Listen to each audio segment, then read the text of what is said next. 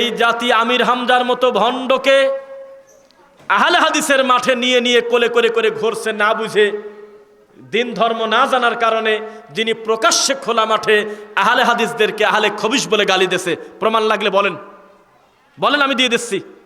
বলছে আহলে খবিশ বলে গালি দিয়েছে।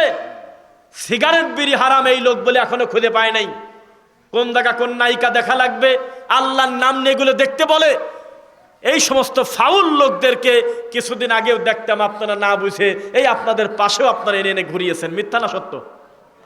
দুর্ভাগ্য। একজন বলল যে বগুড়ার আপনি যে জুকারের কথা বললেন, এই জুকার মাঝে মধ্যে আহলে হাদিসের মাঠেও দাওয়াত পায়। এই তো জাতি, এই জাতির ক্যান্সার হয়ে গেছে। নিজের ছেলে নিজের পিতাকে মূল্যায়ন করতে জানে না, নিজের ঘরের মানুষদেরকে যোগ্য মূল্যায়ন করে না। এই বেদাতির ঘর থেকে বক্তা নিয়ে